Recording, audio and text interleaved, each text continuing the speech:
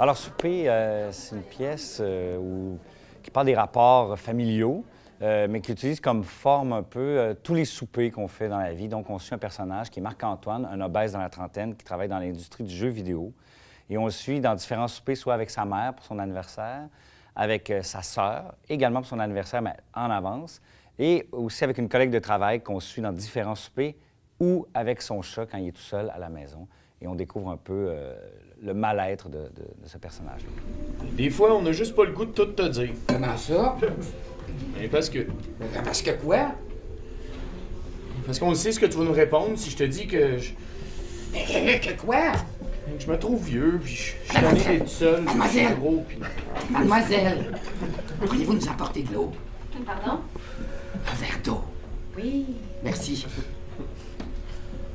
Bien, le point de départ de la pièce, en fait, c'était une réflexion sur l'Amérique du Nord. Donc, c'est-à-dire, et je trouvais ça intéressant, le rapport au corps, puis le rapport aussi à nos relations, en fait. Et donc, ce personnage-là s'est vite imposé à moi parce que je trouvais ça intéressant d'un personnage qui est tellement gros, qui n'est pas bien dans sa peau. Il voudrait pas exister dans sa tête. Il est gros comme une souris, mais il est comme il est énorme, tu sais. Et donc, j'aimais ce contraste-là. Hey, ça va? Mouah, mouah, ça va bien. Hey! T'as quelque chose de changé, toi? T'as-tu maigri? Non.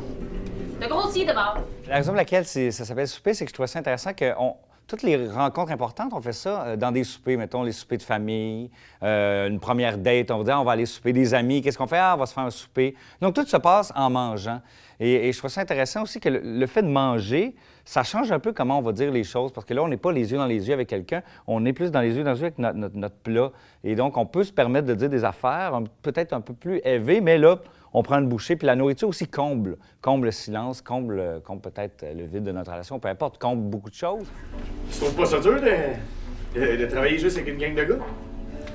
Oh non. Faut juste que je m'habitue à avoir au moins une déclaration d'amour par semaine.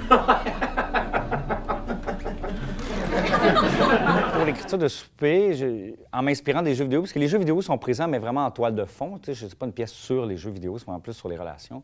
Donc, j'ai voulu construire la pièce un peu comme un polar aussi, ou comme un jeu vidéo, on a une quête. C'est-à-dire que donc les scènes sont très courtes, comme dans un jeu vidéo, pour garder l'attention toujours. Les scènes durent jamais plus qu'une minute et demie. Puis je pense que ma scène la plus longue, elle dure 1h45, quelque chose du genre, tu sais. Donc la pièce est vraiment construite comme ça, un peu comme une espèce je sais pas, moi je dis que c'est comme un polar, c'est-à-dire qu'on suit un polar de la vie quotidienne, où tout d'un coup on va découvrir des affaires, et plus ça va, plus on va faire « Oh my God », on va avoir plein d'informations sur les personnages, et on verrait le show en sachant ça, on se dirait « Hey, j'aurais pas regardé la scène de la même façon ».